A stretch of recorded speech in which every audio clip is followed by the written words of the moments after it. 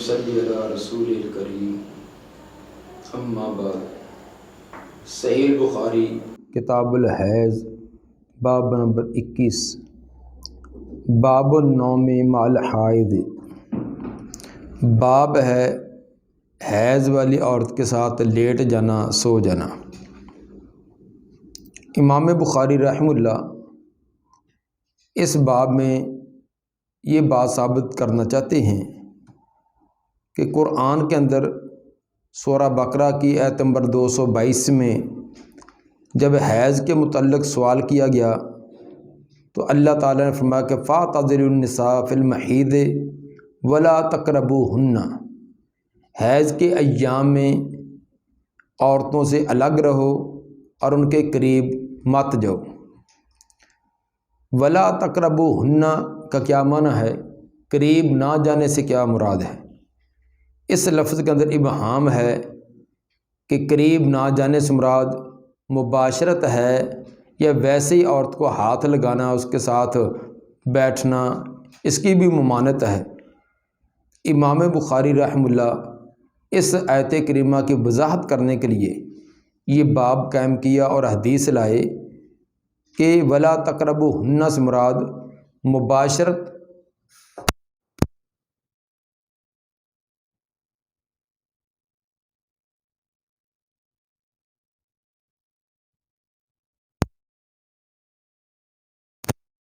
लेटना, बाकी प्यार मोहब्बत का कोई तरीक़ा अपनाना उसकी ममानत नहीं है। इससे ये भी साबित हुआ कि अहदीस के बगैर कुरान का समझना ये मुमकिन नहीं है। बहुत सारे मुकामात कुरान के ऐसे हैं जिसकी अंदर वजाहत नहीं होती और अहदीस के अंदर उसकी वजाहत है। तो जिन्होंने ये उसूल बना रखा है कि कुरान ही हमारे लिए काफ़ी और वाफ़ी है, अहदीस की ज़रूरत नहीं है, तो वो कुरान पर भी अमल नहीं कर सकते।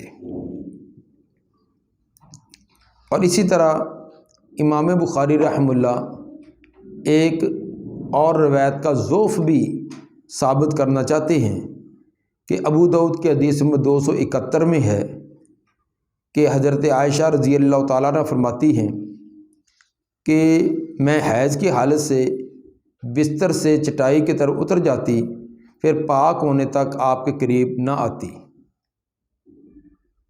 इमाम बुखारी रहमतुल्लाह ये साबित करना चाहते हैं कि अबू दाऊद की ये रवायत सनद के अतबार से ज़ईफ़ और कमज़ोर है, और ये जो इमाम साहब ने हदीस नंबर 322 दर्ज की है ये सही रवायत है। काल हद्दसना साद बिन हफ्स काल हद्दसना शैबान अन यहया अन अबी सलमा अन ज़ैनब इब्नत अबी सलमा हद्दसत अन्ना उम्मा सलमा क़ालत हिज़्तु व अना मअन नबी सल्लल्लाहु अलैहि वसल्लम फ़िल ख़मीलत। हज़रत उम्मे सलमा रज़ी अल्लाह ताला अन्हा फरमाती हैं मैं हैज़ वाली होगी इस हाल में कि मैं नबी सल्लल्लाहु अलैहि वसल्लम के साथ चादर में थी, चादर के अंदर आपके साथ लेटी हुई थी, मुझे हैज़ की कैफियत तारी होगी। फ़न सलाल तो मैं तेज़ी से उठी, फ़खरज तुमिना तो मैं उस चादर से निकल गई। फ़अख़ज़ तो सियाब हैज़ती फ़लबिस्तुहा, मैंने अपने हैज़ वाले कपड़े जो अलग रखे थे वो लिए और उनको पहना। फ़क़ाल अली रसूलुल्लाह सल्लल्लाहु अलैहि वसल्लम अनफ़िस्ते, आप सल्लल्लाहु अलैहि वसल्लम ने पूछा क्या आपको निफास मुराद हैज़ है, क्या आपको हैज़ आ गया है? कुल तो नअम, मैंने कहा जी हाँ। फ़दआनी, आपने मुझे बुलाया, फ़अदख़लनी माअहु फ़िल ख़मीला, और मुझे चादर के अंदर अपने साथ दाखिल कर लिया, चादर के अंदर शामिल कर लिया। साबित हुआ कि हैज़ की हालत में औरत का मर्द अपने ख़ावंद के साथ लेटना, बैठना और बाकी तमाम एक दूसरे के साथ ताल्लुकात कायम करना, इसका जवाज़ है, सिवाय ख़ावंद बीवी के ख़ास वजीफ़ा के मुबाशरत वाला तरीक़ा जायज़ नहीं, इसके अलावा बाकी उठने बैठने लेटने में कोई हर्ज नहीं। कालत अत ज़ैनब बिनते अबी सलमा फरमाती हैं व हद्दसतनी, مجھے سلمہ رضی اللہ تعالیٰ عنہ نے یہ بھی بیان کیا کہ ان نبی صلی اللہ علیہ وسلم کان یقبلها وهو صائم، کہ نبی صلی اللہ علیہ وسلم ان کو بوسہ دے دیا کرتے تھے روزے کی حالت میں۔ وَكُنْتُ أَغْتَسِلُ أَنَا وَالنَّبِيُّ صلی اللہ علیہ وسلم من إِنَاءٍ وَاحِدٍ من الجنابہ، میں نبی صلی اللہ علیہ وسلم کے ساتھ غسل کر لیا کرتی تھی ایک ہی برتن میں، اور یہ غسل جنابت والا ہوتا تھا۔ اس حصے سے یہ وضاحت کرنا چاہتے ہیں امام صاحب کہ حیض کی حالت میں خاوند بیوی اپنے مباشرت والے طرح مباشرت کے علاوہ باقی تمام قسم کی منفعت اور فوائد ایک دوسرے سے حاصل کر سکتی ہیں۔ باب نمبر 22، باب من اتخذ ثیاب الحیض سوا ثیاب الطہر، باب ہے جو حیض والے کپڑے الگ رکھے طہر والے کپڑوں سے، کہ طہر والے کپڑے الگ ہوں، یعنی پاکیزگی نماز روزہ جن دنوں میں کرنا وہ الگ کپڑے ہوں، اور حیض کے ایام کے اندر اگر الگ سے کپڑے رکھ لیے جائیں تو یہ کوئی اسراف فضول خرچی میں نہیں آئے گا، بلکہ یہ ایک ضرورت ہے۔ حدیث نمبر 323، قال حدثنا معاذ بن فضالہ قال حدثنا ہشام عن یحیی عن ابی سلمہ عن زینب ابنت ابی سلمہ عن سلمہ قالت بین انا مع النبی صلی اللہ علیہ وسلم، حضرت سلمہ رضی اللہ تعالیٰ عنہ فرماتی ہیں ایک دفعہ میں نبی صلی اللہ علیہ وسلم کے ساتھ مضطجعۃ فی خمیلۃ، چادر کے اندر آپ کے ساتھ لیٹی ہوئی تھی، حیض تو مجھے حیض کی کیفیت جاری ہوگی، فن سلر تو میں ایستا سے نکل گئی، فن سلر تو جس کو ہم کہتے ہیں کھسک جانا، یعنی چپکے سے نکل جانا، فاخذت ثیاب حیضتی، تو میں نے اپنے حیض والے کپڑے لیے، فقال انفست، آپ نے فرمایا کیا آپ کو حیض آ گیا ہے؟ فقلت نعم، میں نے کہا جی ہاں، فدعانی فاستجعت معه فی الخمیلہ، آپ نے مجھے بلایا اور میں آپ کے ساتھ چادر کے اندر لیٹ گئی۔ اس جگہ امام صاحب فاخذت ثیاب حیضتی کے لفظ سے ثابت کرنا چاہتے ہیں کہ حیض کے الگ سے کپڑے رکھے جا سکتے ہیں، اور ازواج مطہرات ایسا اضافی کپڑے رکھتی تھیں تو نبی صلی اللہ علیہ وسلم نے کوئی اعتراض نہیں کیا۔ باقی رہی ایک روایت حضرت عائشہ رضی اللہ تعالی عنہ کی کہ جس کے اندر ان کا یہ بیان ہے کہ ہمارے پاس ایک ہی لباس ہوتا تھا، حیض کے ایام کے اندر بھی اور طہر کے ایام کے اندر بھی اسی کو پہنا کرتی تھیں۔ وہ اس روایت کے متعارض نہیں ہے، وہ ابتدائی دور کی بات ہے جب بڑی تنگی ترشی کے ایام تھے تو اس وقت ایک ہی لباس ہوتا تھا، وہی طہر کے ایام کے اندر وہی حیض کے ایام میں، البتہ حیض کے ایام میں کوئی اگر اس کو خون وغیرہ لگ جاتا تو اس کو دھو لیا جاتا، لیکن بعد کے اندر جب فتوحات ہو گئی ہیں اس میں خوشحالی آئی ہے تو اس وقت ضرورت کے مطابق پھر ایک سے زیادہ لباس بھی بنا لیے گئے ہیں، تو یہ ایک سے زیادہ لباس بنا لینا لیکن ضرورت والے ہوں تو یہ کہ اسراف اور فضول خرچی نہیں ہے۔ البتہ بہت زیادہ ڈھیروں کپڑے بنا کر رکھ لینا جن کو بیچاروں کو سال ہر سال پہننے کی ان کی باری نہ آئے اور الماری کے زینت بنے رہیں اور ہر مہینے ایک دو نئے سوٹ ہی آتے رہیں تو یہ اسراف فضول خرچی ہے۔ البتہ اپنی ضرورت کے مطابق لباس رکھے جا سکتے ہیں۔ باب نمبر 23، باب شہود الحائض العیدین و دعوت المسلمین و یعتزلن المصلی، باب ہے حیض والی عورتوں کا عیدین کی نماز میں حاضر ہونا، و دعوت المسلمین اور مسلمانوں کی دعا میں شریک ہونا، البتہ و یعتزلن المصلی، وہ نماز کی جگہ سے الگ رہیں گی۔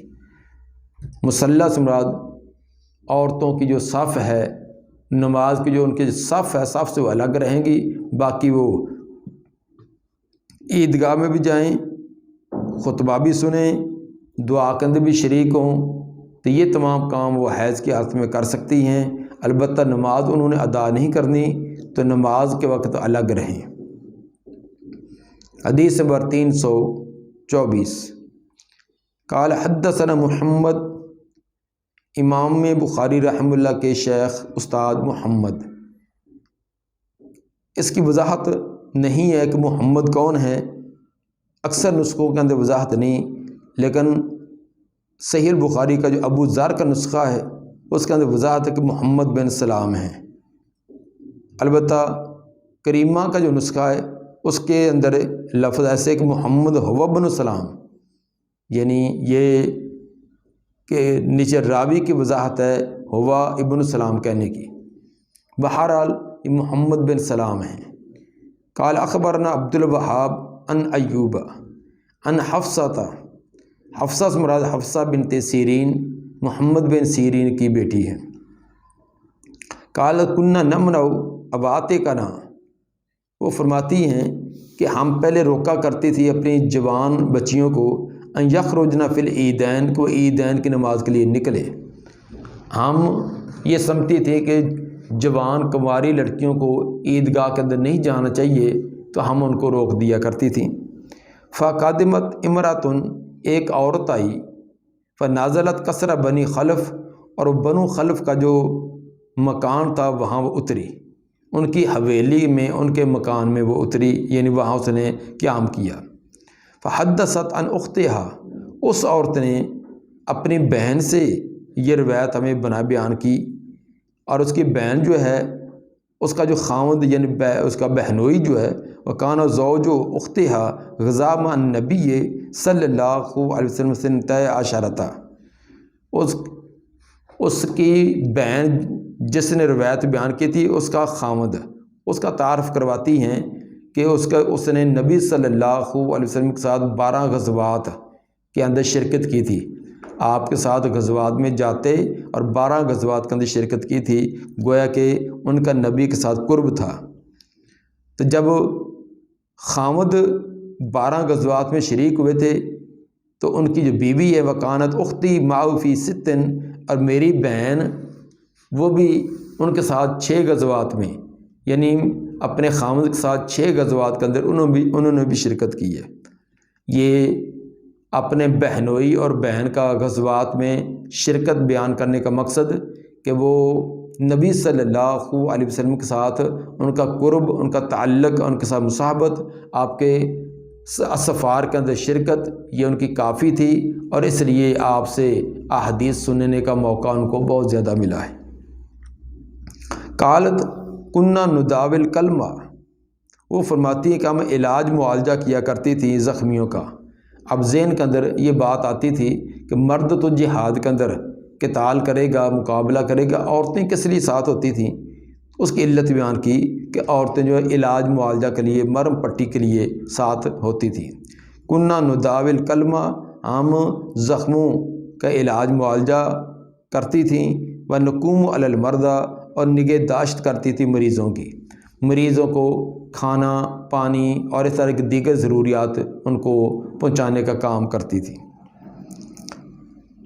فسالت اختی النبی صلی اللہ علیہ وسلم، تو سوال کیا تھا میری بہن نے نبی صلی اللہ علیہ وسلم سے۔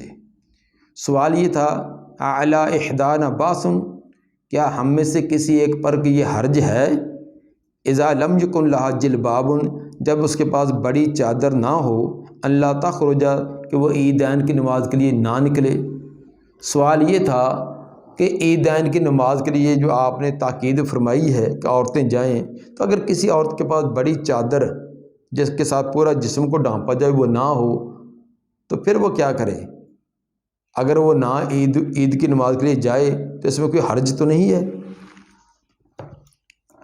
کالا، تو آپ نے فرمایا لِتُلْبِسْهَا صَاحِبَتُهَا مِنْ جِلْبَابِهَا، چاہیے کہ پہنا دے اس کو اس کی کوئی سہیلی اپنی چادر، وہ اپنی کی ہمسائی عورت سے، کسی سہیلی سے عارضی طور پر چادر لے کر وہ نماز کے لیے جائے۔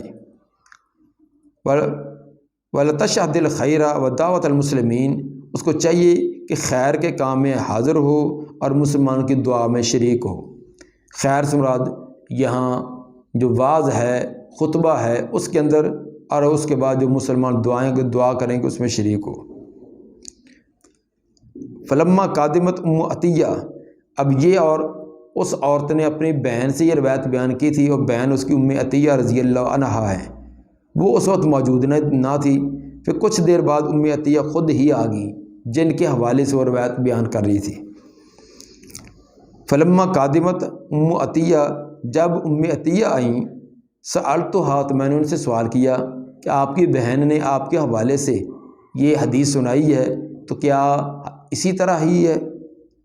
اسمیت النبی صلی اللہ علیہ وسلم، کیا یہ آپ نے نبی صلی اللہ علیہ وسلم سے سنی ہے؟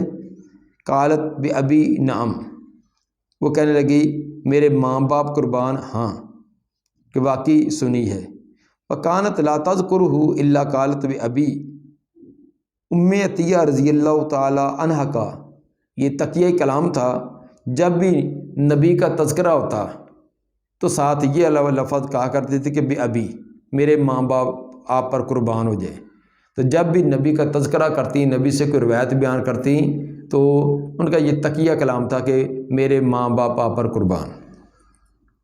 سمیت یقول، میں نے آپ کو یہ فرماتے ہوئے سنا کہ یخرج العواتق کو جوان لڑکیاں بھی نکلیں، وذوات الخدور اور پردہ نشین وہ بھی نکلیں، والحیض اور حیض والی عورتیں وہ بھی عیدین کے لیے نکلیں، ولیشہدن الخیر ودعوت المؤمنین، وہ خیر کو حاضر ہوں اور مسلمانوں کی دعا کو حاضر ہوں۔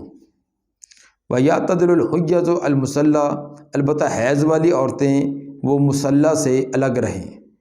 مصلی سے مراد کہ نماز کے وقت نماز کی صفوں سے الگ رہیں، کیونکہ انہوں نے نماز ادا نہیں کرنی، اس لیے وہ صفوں سے الگ رہیں۔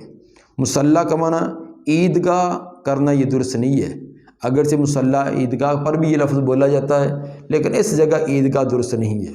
کیوں کہ جب گھروں سے آ گئی ہیں تو اب عیدگاہ سے بھی الگ رکھا جائے تو ٹھہریں گی کہاں؟ گھروں سے باہر نکل آئی ہیں اور عیدگاہ سے بھی ان کو روک دیا جائے تو پھر اب کیا وہ بازار میں گھومنا شروع کر دیں؟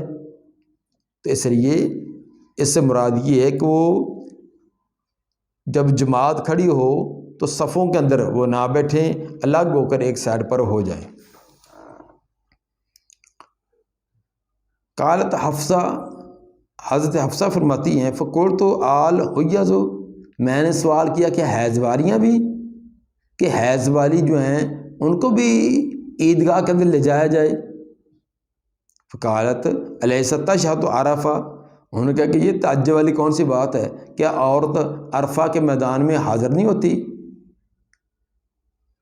وقضا وقضا، اس طرح فلاں فلاں مزدلفہ منا اس کے اندر حاضر نہیں ہوتی۔ مطلب یہ تھا کہ عیدگاہ جو مسجد تو نہیں ہوتی، مسجد سے الگ عیدگاہ ہے، تو انہوں نے تعجب کیا کہ عورت حیض کی حالت میں عیدگاہ جائے گی؟ تو انہوں نے کہا اس کے اندر کون سی چیز مانی ہے؟ کیا حج کے ایام کے اندر جو عورت حج کے لیے گئی ہے تو حیض کی حالت میں وہ عرفات میں جائے گی، مینا میں جائے گی، مزدلفہ میں جائے گی، یہ سارے کام اگر وہ یہ کر سکتی ہے تو عید کی نماز کے لیے عیدگاہ میں جانا کون سا اس کے لیے مشکل اور بعید بات ہے؟